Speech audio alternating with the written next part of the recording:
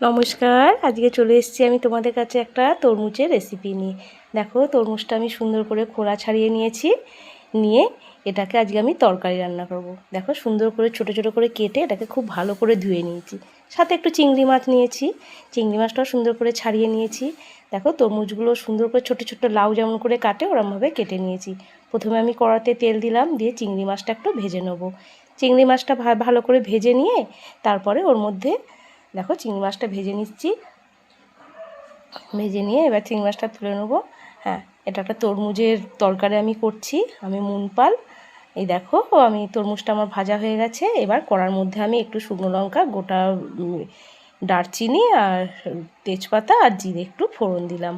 ফোড়ন দিয়ে একটু লালচে লালচে ভাব হয়ে গেলে তারপরে আমি এর মধ্যে কি করব, কুচনো তরমুজগুলোকে সব দিয়ে দেবো।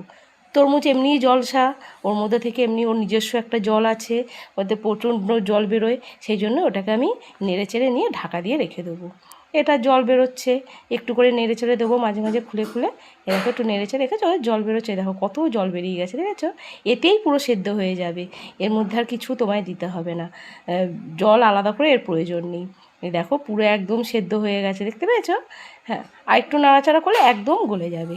এবার এর মধ্যে আমি একে একে একটু নুন দেবো। নুনটা প্রথমে আমি দিইনি, হলুদ, একটু জিরে গুঁড়ো দিলাম, তারপরে একটু কাঁচা লঙ্কা, গোটা যেহেতু শুকনো লঙ্কা ফোড়ন দিয়েছি, গোটা কাঁচা লঙ্কা দিয়ে দিলাম, সাথে দুটো বাতাসাও দিয়ে দিলাম একটু মিষ্টি হওয়ার জন্য। এবার চিংড়ি মাছ ভাজাটাও দিয়ে দিলাম, দিয়ে এবার এটাকে ভালো করে নেড়ে ছেড়ে নিয়ে এবার এটা ঢাকা দিয়ে দেবো।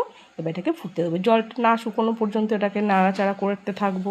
এই দেখো, জল অনেকটা টেনে গেছে, দেখেছো? আর হয়ে এসছে, এটা আর বেশিক্ষণ লাগবে না হতে। না, আবার আগে একটু গরম মশলা দেবো। আমি মুনপাল। যদি আমার রান্নাটা তোমাদের ভালো লাগে তাহলে আমাকে একটু সাবস্ক্রাইব করে দিও, লাইক কমেন্ট করে দিও, যাতে আমি কাজ করার আরও আগ্রহ পাই। এই দেখো, পুরো আমার রান্নাটা কমপ্লিট, কেমন হয়েছে সবাই জানিও।